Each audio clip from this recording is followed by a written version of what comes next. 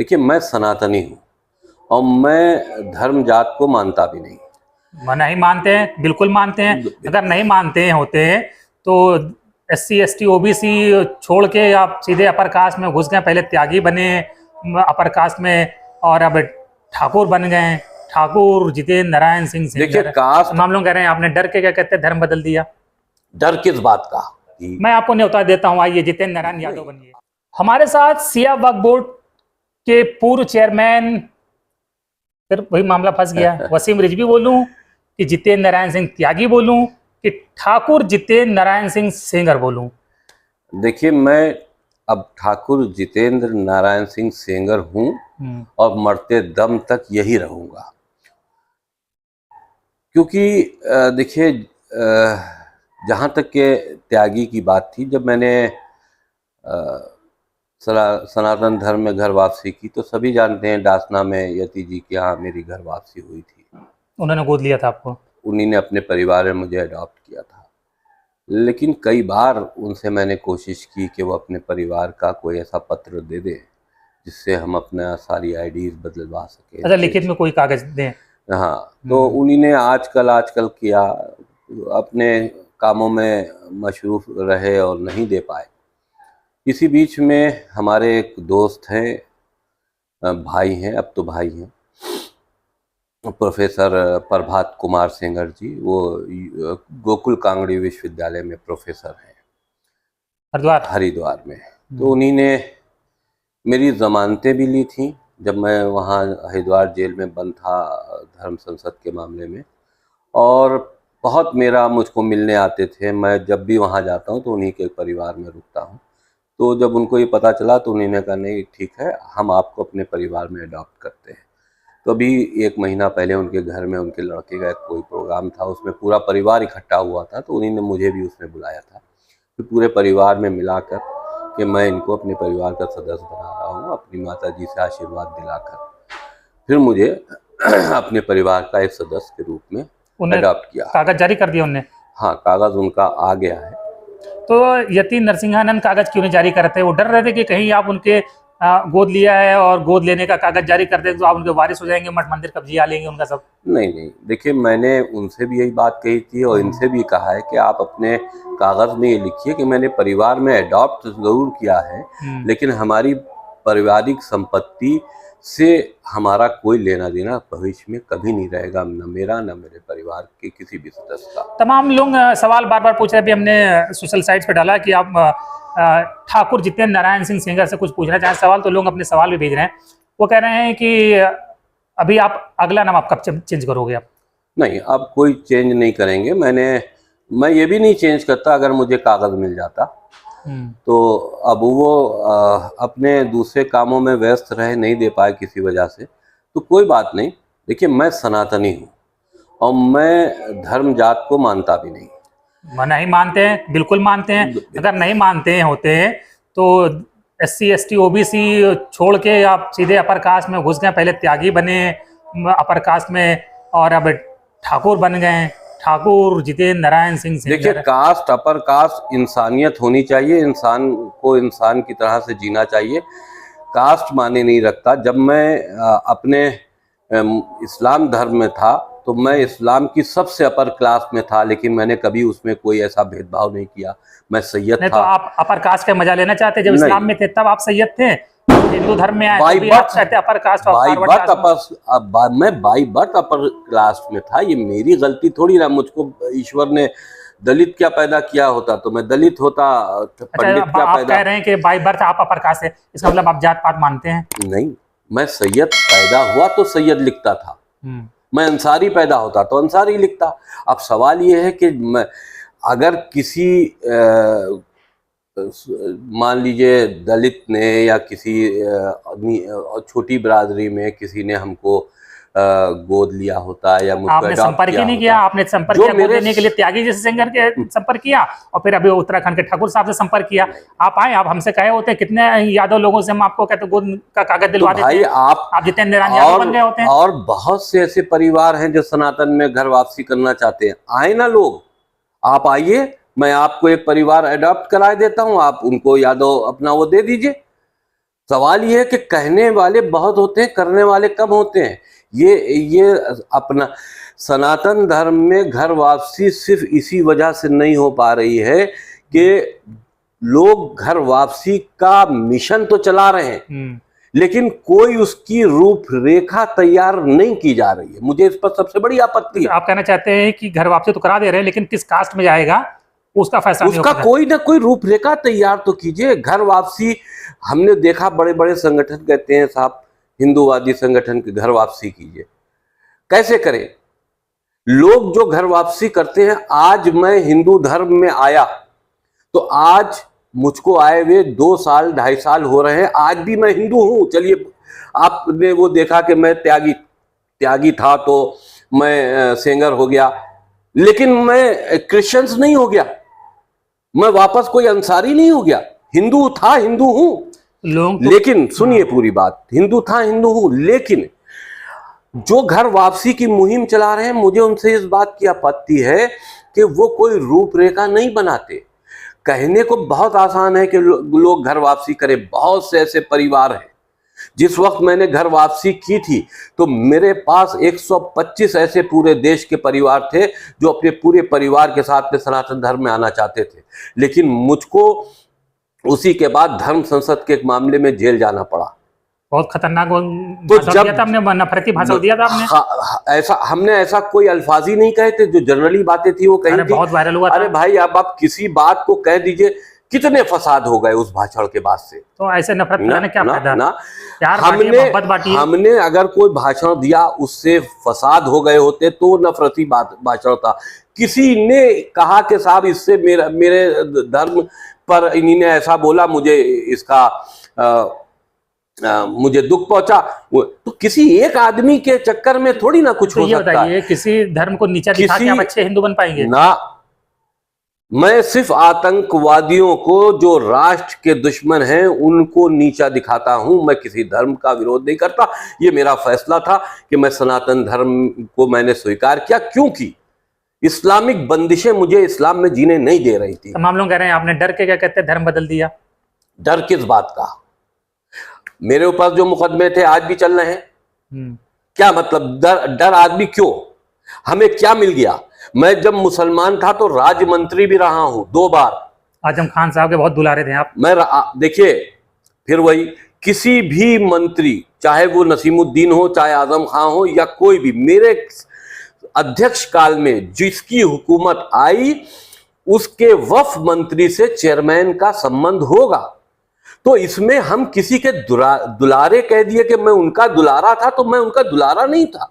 जिस वक्त समाजवादी पार्टी की हुकूमत आई तो आजम खान ने तो शिया सेंट्रल वक्फ बोर्ड को मौलाना कल्बे जवाद के कहने पर भंग किया था, तो मैं उनका दुलारा कहां से था? अब लोग अपनी दुश्मनी मेरे खिलाफ ये प्रचार करते हैं कि साहब आजम खान के बहुत खास थे। आजम खान के खास तो वो लोग थे जिन्होंने मुझको शिया वक्फ बोर्ड से भंग करा दिया। मैं सुप्रीम कोर्ट से जीत के आया और दोबारा वो बोर्ड कर दिया कि भला कौन सा आजम खान ने मेरे लिए कुछ किया? तो ये कहने की बातें हैं। जाहिर सी बात है, जब आप वक्फ चलाएंगे तो वक्फ के मंत्री से आपके संबंध होंगे। हाँ, विभागीय मंत्री का मामला है। तो ये बताइए, फिर लोग पूछ रहे हैं कि आप क्या कहते हैं, जितेंद्र नारायण पाल, जितेंद्र नारायण यादव, जितेंद्र नारायण जाट, जितेंद्र नारायण गुर्जर, जितेंद्र नारायण जाटव या जितेंद्र नारायण पासवान क्यों नहीं बने आप? यही है कि जाट, गुर्जर, पासवान, कोई भी जाति, यादव जाति, मैं आपको न्योता देता हूं, आइए जितेंद्र नारायण यादव बनिए। आपने अगर मुझे मेरे सेंगर होने से पहले न्योता दिया होता तो मैं, जाहिर सी बात है कि आपके परिवार में आकर अपने में फर्क महसूस करता अपने को। अरे तो क्या दिक्कत है, जैसे त्यागी से सेंगर हो गए, सेंगर से यादव हो जाइए। बार बार नहीं हो सकता ना, ये तो मैं रहता तो त्यागी। भगवान श्री कृष्ण का वंश है यादवों का। बिल्कुल सही है, मैं सम्मान करता हूं यादवों का, मैं हर जाति का सम्मान करता हूं, सनातन धर्म की। लेकिन सवाल यह है कि ये ऑफर आपने आज दिया जब हम सेंगर हो चुके, क्या ये मैं यही खेल करता रहूंगा? सेंगर, अब मेरे परिवार में, मैं सेंगर परिवार का एक सदस्य हूं, उन्हें मुझे एक पत्र भी दे दिया, मैं अब सेंगर परिवार का सदस्य हूं। मैं 2 पत्र दूंगा। आप अगर ऐसे ही है तो मैं आपको परिवार दे रहा हूं ना। अरे मुझे जितेंद्र नारायण यादव चाहिए। नहीं, मैं आपका दोस्त हूँ, आपके परिवार का सदस्य आप मुझे मान लीजिए, मैं हूँ, लेकिन मैं हर सनातनी परिवार का सदस्य हूँ।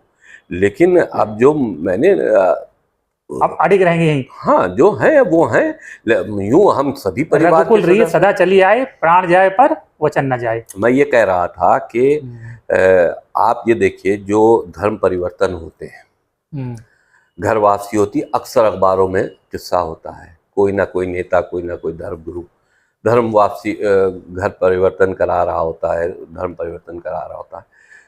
तो क्या वो समझते हैं कि कभी आपने ये पलट के उनसे पूछा कि उनका क्या हुआ? वो उस धर्म में जो सनातन में आए थे, आज भी वो सनातन में हैं, उनका सेटलमेंट क्या हुआ, उनके परिवारों के साथ क्या हुआ, वो वापसी कहीं कर तो नहीं गए?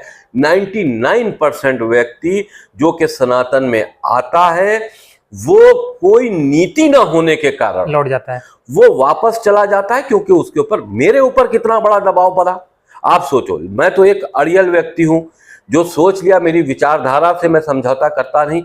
मैं कट्टरपंथी विचारधारा, मैं कुरान का विरोध करता हूं, कट्टरपंथी विचारधारा का विरोध करता हूं, मोहम्मद की नीतियों का विरोध करता हूं। इसलिए मैं अड़ियल हूं। मैंने इस्लाम इसी वजह से छोड़ा, क्योंकि जब इस्लाम की बुनियाद आतंकवाद है, तो ऐसे धर्म में मुझको नहीं रहना चाहिए। मैं उसका विरोधी था, तो नाटक नहीं कर सकता था कि मैं विरोध भी करूं। आप कह रहे हैं कि कट्टरपंथ का विरोध किया, लेकिन आपको जिस पहले व्यक्ति ने हिंदू धर्म में अडॉप्ट किया वो भी तो कट्टरपंथी ही था। वो सनातन की बात करते हैं, लेकिन कट्टरता की तो बात करते हैं ना। कट्टरता किस बात की? किस बात की कट्टरता? अरे जो दूसरे धर्म को अपमानित कर नीचा दिखाए, गाली दे, अरे भाई, वो बात अलग की है कि वो ज्यादा बोल जाते हैं, मेरे इसीलिए उनसे संबंध अलग हो गए। देखिए, मैं आपसे पर्सनली इस बात को कहूं, मैं राष्ट्रीय स्वयं सेवक संघ से 2010 में जुड़ा। मैं राष्ट्रीय स्वयं सेवक संघ को, मैं ये मानता हूं कि राष्ट्र के निर्माण में उसका बहुत बड़ा योगदान है। मैं उसका सम्मान करता हूं, मैं उससे प्रभावित था। मैंने उनको हमेशा मना किया कि देखिए, आरएसएस का, विश्व हिंदू परिषद का, या किसी भी हिंदूवादी संगठन का आप विरोध मत करो। आपको काम करना है, आप अपना काम करो, विरोध के साथ में सनातन का विरोध मत करो, हिंदुओं का विरोध मत करो। नरसिंह रंग को कहा आपने? मैंने कहा, क्योंकि मेरे भाई थे, हैं मेरे उनके संबंध, ठीक है, बातचीत नहीं होती, लेकिन मैंने उनसे कहा। वो नहीं मानते हैं ना, वो बोलते हैं तो बोलते ही चले जाते हैं, तो उससे नुकसानात कहीं कहीं होते हैं नुकसानात। तो आप लॉजिकल बात कीजिए, करना चाहिए। बहुत जगह पे वो लॉजिकल बात भी करते हैं, उनकी बात में कोई कहीं कहीं पे बहुत सच्चाई भी है, लेकिन ये है कि बात को किस तरह से पेश किया जाता है। वो गुस्से में, तैश में आकर, अच्छे दिल के इंसान हैं लेकिन बोल जाते हैं। अच्छा, अभी बंबई में एक जो घटना हो गई, अभी आपने देखा होगा, सोशल मीडिया बहुत वायरल हुई कि एक हॉस्पिटल के बाहर वो खाना बांटा जा रहा था। एक महिला गई, उससे कहा गया कि, मुस्लिम महिला थी, कि जय श्री राम बोलिए तब खाना मिलेगा। तो आपको क्या लगता है कि ये ठीक था? अगर कोई भंडारा चला रहा है या इस तरह का काम कर रहा है, तो किसी से धार्मिक नारे लगवाने के बाद ही खाना दिया जाना चाहिए?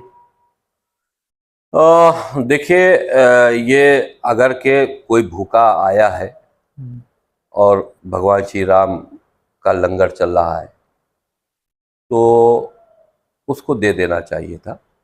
ऐसा नारा नहीं लगवाना चाहिए था, जहाँ तक कि मेरा अपना मामला है। हो सकता है कि वो आपका व्यवहार देखकर, हो सकता है कि खुद भगवान श्री राम का जय जयकार करने लगता, प्रेम से करने लगता। सही बात है।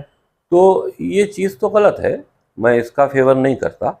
आप अपने इंसानियत वाले नेचर को आप दूसरों पर उजागर कीजिए, लोग आपसे खुद ब खुद प्रभावित होंगे।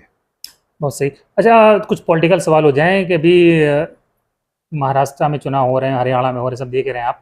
क्या लग रहा है, महाराष्ट्र हर झारखंड में कौन सरकार बनाने जा रहा है? देखिए, हमें तो यही लगता है कि भारतीय जनता पार्टी की हुकूमत बनेगी। क्यों? क्यों का सवाल आपने मुझसे पूछा, मैंने बता दिया। क्यों का सवाल का ये तो जनता जवाब देगी। आप ठाकुर हैं इसलिए आपको लग रहा है? नहीं, बात इसमें फिर वही जाति की बात मत कीजिए। सनातनी को एक होना चाहिए, एक नारा चलाना, बटोगे तो कटोगे। हाँ, ये सवाल था। ये बड़ी इस पर चर्चा हो जाएगी। ये बटोगे कटोगे जो नारा है, क्या लग रहा है कि ये नारा लोग, तमाम पॉलिटिकल पार्टियां कह रही हैं, तो मतलब खराब नारा है, बहुत नेगेटिव नारा है, इस तरह की बात नहीं करनी चाहिए, जोड़ने की बात करनी चाहिए। इसमें आप एक बात बताइए, इसमें ये कहा गया है कब कहा गया है कि यूनाइट होकर हत्याएं कर दो, बटोगे कटोगे। तो ये तो फैक्ट डराने है वाला ना, ना ये फैक्ट है। आप कैसे इग्नोर कर सकते हो कि आप बटे रहे 900 साल तक आप गुलाम रहे, सुल्तानों के, मुगलों के, अंग्रेजों के, आप बटे थे इसलिए गुलाम रहे। अगर आज कहा जा रहा है कि बटो नहीं यूनाइट हो जाओ, तो इसका उल्टे माने नहीं निकालने चाहिए। एक परिवार में बटना नहीं चाहिए, समाज में बटना चाहिए, धर्म को जो धर्म के मामले में बटा हुआ है। तो कौन बटेगा तो कौन है जो काटेगा? ये किसकी तरफ इशारा, कौन काटेगा? जाहिर सी बात है वो लोग जो कुरान को मानते हैं और ये भी मानते हैं कि कुरान के हिसाब से हिंदू काफिर हैं, उनको जीने का अधिकार नहीं है। तो सबसे बड़े दुश्मन जो हैं वही हैं हिंदुओं के। ये बिल्कुल सच्चाई वाली बात है। क्रिश्चियंस के दुश्मन भी मुसलमान हैं, हिंदुओं के दुश्मन भी मुसलमान हैं। बहुत ज्यादा क्या कहते हैं, नफरत वाली बात कह रहे हैं। नफरत? अरे यही तो बात है भाई, असलियत कोई स्वीकार करना नहीं चाहता। कुरान के अंदर क्या लिखा है? कुरान बुनियाद है इस्लाम की। और कुरान आज मुसलमान कट्टर इसलिए हो गया है कि वो पहले कुरान पढ़ता था, आज कुरान समझ रहा है, इसलिए कट्टरता उसमें आ रही है। क्या इस बात को आप डिनाई कर सकते हैं? कुरान में लिखा है कि गैर मुसलमान जो इस्लाम को नहीं कबूल करे उसकी हत्या कर देनी चाहिए। क्या यह आयत नहीं है? अगर ये आयत है तो क्या इसका उच्चारण नहीं होता? ये सब काम करेगा, उसको कानून काम करेगा, सजा देगा, दंड देगा। जाहिर सी बात है कि अरे भाई जिंदगी तो मेरी जाएगी, कानून तो बाद में सजा देगा ही। तो आप अपने को सुरक्षित रखना भी तो आपकी जिम्मेदारी है भाई। तो बटो नहीं, बटोगे तो कटोगे, बाद में कानून सजा देगा। तो हम कटे ही क्यों? मोदी जी कैसे नेता हैं? आप तारीख देख लीजिए, जब से हिंदुस्तान आज़ाद हुआ है कि मोदी जी के अलावा कोई मोदी जी के टक्कर का नेता आया हो? तो इंदिरा जी, नेहरू जी, राजीव जी सब नेता नहीं थे? देखिए इंदिरा जी प्रधानमंत्री थी, उनको प्रधानमंत्री शिप जो थी विरासत में मिली थी। नेहरू जी को प्रधानमंत्री शिप जो मिली थी तो सौगात में मिली थी। अरे कितना फ्रीडम फाइटर थे, जेल गए, 9 साल तक जेल रहे वो। खाली वही थे, स्ट्रगल किया। क्यों? अरे बनेगा तो एक ही आदमी बनेगा ना। बनेगा तो सौगात ही तो मिली। मेरा और क्या कहने का मतलब, खाली नेहरू ने थोड़ी ना देश को आजाद कर दिया, सौगात मिली, उनको सौगात मिली। इसीलिए मैं कह रहा हूं उनके संघर्ष को आप स्वीकार नहीं करते कि उन्होंने आजादी के लिए संघर्ष खाली उन्हीं ने नहीं किया, सबने किया। तो भाई सबने किया, सब थोड़ी तो फिर वही तो मैं कह रहा हूं, उनको गिफ्ट मिल गया, सबको नहीं मिला, तो सौगात में उनको मिली। मोदी जी से नीचे के नेता हैं वो, आप मानते हो? जाहिर सी बात है, मोदी जी के टक्कर का ना कोई नेता आया है, ना आगे कोई दिखाई दे रहा है। बटरिंग कर रहे हैं आप मोदी जी की? बिल्कुल नहीं। काहे की बटरिंग भाई? असलियत को स्वीकार करना, यही तो बड़ी बात है कि आप असलियत को स्वीकार नहीं करते, आप उसकी तोड़ निकालते हैं। कि अगर हमने किसी की तारीफ की, आप कहते हैं बटरिंग कर रहे हो। योगी जी के टक्कर का कोई नेता है उत्तर प्रदेश में? है? बताइए। अब आप कहेंगे आप तो योगी जी की बटरिंग कर रहे हो। भाई क्या बटरिंग कर रहे हो? सिंगर हो गए, कुशल कर रहे हैं। मैं जब सिंगर नहीं था तब भी मैं योगी जी की तारीफ करता था। योगी जी जैसा व्यक्ति जो उत्तर प्रदेश की बागडोर संभाले हुए है, अगर ऐसा व्यक्ति ना होता तो उत्तर प्रदेश में बहुत बड़ा कत्लेआम हो चुका होता, जिसकी तैयारियां पिछली हुकूमत में हो चुकी थी। लेकिन ये उनकी, उन आतंकियों की, उन कट्टरपंथी मुसलमानों की बदकिस्मती थी कि योगी जैसा मुख्यमंत्री उत्तर प्रदेश में बटरिंग है। फिर वही बटरिंग, बात को कमजोर करने के लिए आप बटरिंग कह देते हो। सवाल यह है कि बात को कमजोर नहीं करो, तथ्यों को समझो ना। हम आपको बता तो रहे हैं, आप तथ्यों को समझो। क्या एक बात बताइए, पिछली हुकूमतों में क्या मदरसों को बढ़ावा नहीं दिया गया था? मदरसों में वो उस तरह की कट्टरपंथी शिक्षा को बढ़ावा नहीं दिया गया था? क्या मुसलमानों की आबादियां बहुत बड़े स्तर पर फैला नहीं दी गई थी? अब आप सिंगर हो गए तो इसलिए एक मिनट, अब आप बात समझिए, मैं आपको साक्ष्य दे रहा हूं। क्या पिछली हुकूमतों में ये मुसलमानों के को बढ़ावा देते हुए उनकी मोनोपोली के तहत उनकी हुकूमत के, अरे तो क्या वो भी तो नागरिक है, बढ़ावा दिया तो क्या दिक्कत है? ठीक, नागरिक ही तो है, नागरिक ही बन के रहो। अगर के हिंदुस्तान में रहकर पाकिस्तानी मानसिकता रखोगे तो उसका इलाज करना पड़ेगा, जो योगी जी जैसे व्यक्ति कर देता है। तो देश का सारा मुसलमान पाकिस्तान की मानसिकता रखता है। जो रखता है, सबकी हम बात ही नहीं करते। सब मुसलमानों में भी इंसान है, मुसलमानों में इंसान है, लेकिन ज्यादातर हैवानियत का बिहेव कर रहे हैं, वो हैवान है। चलिए, वो तो आपकी अपनी राय। अब अपने मोदी जी और योगी जी के बारे में बता दिया कैसे नेता है। अखिलेश यादव कैसे नेता है? अखिलेश यादव जी जाहिर सी बात है विपक्ष की राजनीति कर रहे हैं, और जो मुस्लिम वोट बैंक है जाहिर सी बात है उसकी राजनीति कर रहे हैं। वो भी चाहते हैं कि अपनी राजनीति के तहत वो गद्दी तक पहुंचे। तो नेता कैसे हैं एज ए पर्सन? नेता, मैं नेताजी का सम्मान करता था। मुलायम सिंह बहुत अच्छे नेता थे, बहुत अच्छे नेता थे। उनमें देखिए इसी वजह से उनको हर पार्टी का व्यक्ति नेताजी कहता था, मुलायम सिंह जी नहीं कहता था। तो अगर नेता हर बड़ा नेता उनको नेता मान रहा था तो उनमें नेता होने के गट्स थे। तो और ठीक है, मेहनत कर रहे हैं, अखिलेश यादव जी मेहनत कर रहे हैं, लेकिन जाहिर सी बात है हरा दिया आपकी पार्टी को, तो हरा दिया। 37 सीटें लिया है वो, प्लस 6 कांग्रेस, 43 सीटें हो गई। आपकी पार्टी तो इस बार कम पड़ गई। देखिए मेरी पार्टी कोई नहीं है, मैं एक धार्मिक विचारधारा का व्यक्ति और धार्मिक कार्य करने के लिए आगे बढ़ा। मोदी जी के और योगी जी के आप फैन हैं? जाहिर सी बात है कि वो प्रधानमंत्री हैं, योगी जी मुख्यमंत्री हैं, फैन होने की बात नहीं। अगर कोई अच्छा काम करेगा तो जाहिर सी बात है कि उसकी लिए बात, अगर आप हमसे सवाल पूछेंगे, आप एक्टरों में पूछ लीजिए कि एक्टर आप राहुल गांधी कैसे नेता है? वो तो बेवकूफ आदमी है। अरे नहीं भाई वो अभी राजनीति में बहुत बच्चा है, बहुत बच्चा है। 50 साल प्लस उम्र हो रही है, आपके बच्चे कोई हैं। बात नहीं, बुढ़े भी बच्चे होते हैं। तो अपने ठाकुर जितेंद्र नारायण सिंह सेंगर साहब को सुना, उनकी बातें सुनी, वो त्यागी से सिंगर क्यों हो गए उन्होंने बताया, और अब ये फाइनल है, अब ये लॉक कर दिया गया, अब परिवर्तन नहीं होगा सरनेम में, बिल्कुल नहीं, ठाकुर बन के ही रहना। मैं बहुत जल्दी अपनी वसीयत भी जारी कर रहा हूँ, उसकी वजह भी है। देखिए ऐसा है ना, महमूद साहब जो फिल्म एक्टर थे, उन्हीं ने भी अपनी ज़िंदगी में ये इच्छा जाहिर की थी कि उनको हिंदू रीति रिवाज के साथ में उनका आखिरी क्रियाक्रम किया जाए, लेकिन मरने के बाद उनके परिवार वालों ने उन्हें दफना दिया। मेरी ज़िंदगी विवादों में गुजरी है, क्योंकि मैं हमेशा इंसानियत के लिए लड़ा हूँ, और जाहिर सी बात है जो इंसान अपने को सच्चा मानता है तो उसके दोस्त कम दुश्मन ज़्यादा होते हैं। तो हो सकता है मैं मर जाऊं और मेरा तो परिवार, मरना है, सभी को मरना है, लेकिन 90% मैं समझता हूं कि मेरी हत्या होगी, ये मैं मानता हूं। तो इस तरह बयान क्यों देते हैं आप? मैं डर, भाई मैं इंसानियत के लिए लड़ रहा हूं। बातें क्यों नहीं करते? मोहब्बत किससे की जाए? सबसे करी जाए। कांटों से मोहब्बत नहीं हो सकती, फूलों से हो सकती है जनाब। जो मोहब्बत से तो जो समाज में कांटे हैं उनको तोड़ना ही पड़ेगा। समाज में कांटों से मोहब्बत नहीं की जा सकती। मोहब्बत से तो कहते हैं पत्थर ही पिघल जाता है। सर क्या बात कर रहे हैं? अरे पत्थर, ये कहावत है, पत्थर को पिघाल के आप दिखाइए, पत्थर पिघलता नहीं है, उसमें ड्रिल लगा के छेद किया जाता है। खैर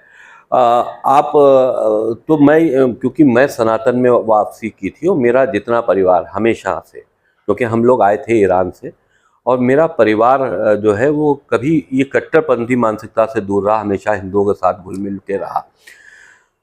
तो हम सनातन में वापस आए, मेरा परिवार नहीं आया। मुझे न उन्हें मुझसे कोई आपत्ति है, ना हमें उनसे कोई आपत्ति है। नीचे वो रहते हैं, ऊपर हम रहते हैं। मेरे क्या मंदिर है, उनका अच्छा, इमाम बाड़ा है। आप सुन लीजिए, हो सकता है मेरे मरने के बाद, मेरी हत्या के बाद, मेरे शव को वो मेरा परिवार दफनाने की कोशिश करे। तो इसलिए मैं एक विल तैयार कर रहा हूँ, जिसमें मैंने ये लिख दिया है कि हिंदू रीति रिवाज से ही मेरा क्रियाक्रम किया जाएगा, अंतिम संस्कार किया जाएगा। मेरी चिता को अग्नि कौन देगा, उसे भी मैंने उसमें नामित कर दिया है, अधिकृत कर दिया, क्योंकि जगत गुरु राम भद्राचार्य जी ने मुझे दीक्षा दी है अभी हाल में। हाँ, देखा था, आप गए थे मिलने, तो वो मेरे गुरु हैं, देख के। वो मेरे गुरु हैं। और मेरी अस्थियों का विसर्जन के लिए भी मैंने लिखा है कि अगर उनकी उपस्थिति में उनका स्वास्थ्य, क्योंकि वो बीमार रहते हैं, अगर उनका स्वास्थ्य उनको अनुमति दे तो मेरी अस्थियों का विसर्जन उनके हाथों से गंगा में किया जाए। नहीं, अगर वो बीमार होंगे तो जाहिर सी बात है परिवार के लोग करेंगे।